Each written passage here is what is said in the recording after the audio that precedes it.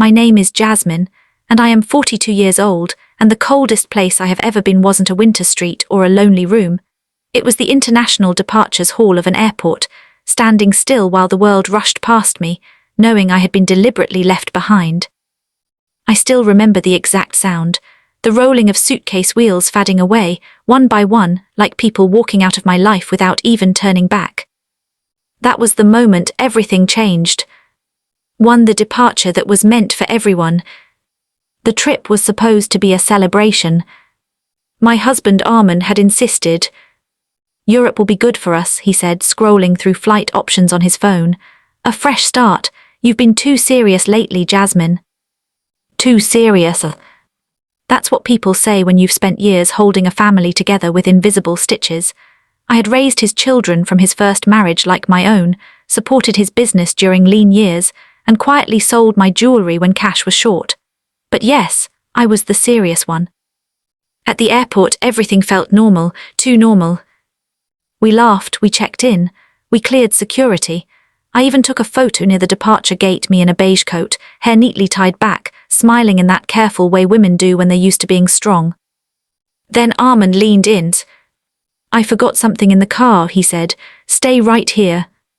He took my passport with him. That should have been the first red flag.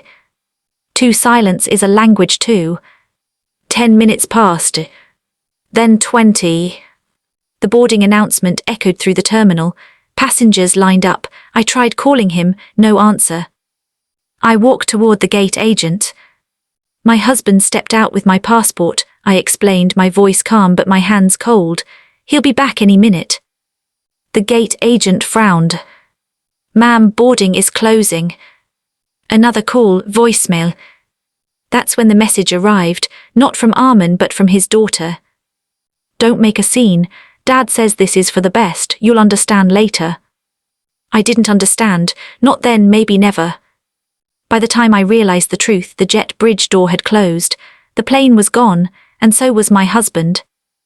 I stood there, surrounded by strangers heading toward their futures, while mine collapsed quietly at gate 32. 3. When dignity is all you have left. I didn't cry immediately, that surprised me. Shock has a way of turning emotions into stone. The airline staff escorted me aside. No passport, no ticket, no explanation anyone could officially acknowledge. I sat on a cold metal chair, clutching my handbag like it was proof I still existed. That's when I heard a calm voice beside me. "You're holding yourself together very impressively," the man said. I turned. He was older, late 50s, maybe early 60s. Expensive suit but worn casually, as if wealth had stopped being something he needed to display. His eyes were sharp, observant, not curious in a rude way, more like he had already pieced together half the story. "I'm sorry," I said. "Do I know you?" He smiled faintly. "No, but I know abandonment when I see it." For the billionaire who noticed. We talked. Or rather, I talked because once the dam cracked, words poured out.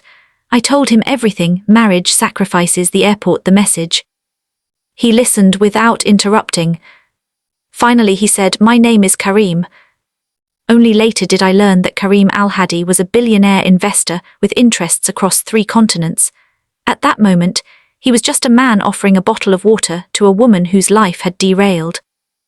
"They planned this," he said calmly. "People don't forget passports by accident." I nodded. The truth hurt, but it also grounded me. "What will you do now?" he asked. I laughed bitterly. "I don't even know where to start." That's when he leaned closer and lowered his voice, not dramatic, not threatening, just certain. "Trust me," he whispered, "they'll regret this." 5. The offer that wasn't charity. I stiffened. "I don't want revenge," I said quickly. "I just want my life back." Kareem smiled again, this time warmer. "Good, revenge burns fast, justice takes longer, but it lasts." He didn't offer money, he didn't offer comfort. He offered options. "You're intelligent," he said. "I've watched you talk, you understand people, systems, leverage, that kind of mind shouldn't be wasted on people who discard you." He handed me a card. "Come to this address tomorrow morning. If you decide not to, that's fine. But if you come ready to rebuild. 6. Starting from the rubble. The building was modest, no gold doors, no luxury cars outside. Inside it buzzed with quiet efficiency. Kareem's company specialized in restructuring failing businesses, often those built on dishonesty. Your husband's firm, Kareem said, pulling up a file, is fragile, over-leveraged, held together by reputation. My stomach tightened. He's been using your credibility, Kareem continued, your networks, your unpaid labor, and now that he's done, he thinks he can erase you. I swallowed hard. I trusted him. Kareem nodded. That's not your shame. He offered me a position, not as an assistant, not as a charity case, but as a consultant. You know his weaknesses, he said, and more importantly, you know your own strength. I'll handle the legal side. You help me see what others miss. 7. The slow power of reclaiming yourself. Weeks turned into months. I learned more in that time than I had in years of marriage. I learned how contracts breathe, how silence can be louder than threats, how dignity once reclaimed becomes armor. Arman tried calling me. I didn't answer. His business partners started asking questions I had quietly, strategically helped surface. Nothing illegal, nothing cruel. Just truth finally standing up straight. 8. When the past comes knocking. 6 months later, I saw him again. Arman stood outside the building where I now worked, smaller, grayer, uncertainty etched into his posture. Jasmine, he said softly, we need to talk. I looked at him, not with anger, not with longing, but with clarity. You left me at an airport, I said evenly. You don't get conversations anymore, you get consequences. Behind me, Kareem stood silently, not as a savior, not as a weapon, but as proof that I was no longer alone in the world. Arman's company collapsed within the year. Not because I destroyed it, because it was built on the assumption that I would always be invisible. 9. What I learned at 42. I am Jasmine, 42 years old, and my life didn't end at that airport. It began there. I learned that betrayal doesn't always come with shouting, it often comes with polite smiles and wait here. I learned that strength doesn't always roar. Sometimes it sits quietly on a cold chair, chooses not to beg, and waits for the right door to open.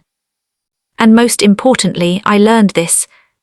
People who abandon you in moments of vulnerability don't deserve access to your future. Moral of the story. Sometimes life strips you down to nothing, not to punish you, but to show you what you were carrying that you never needed.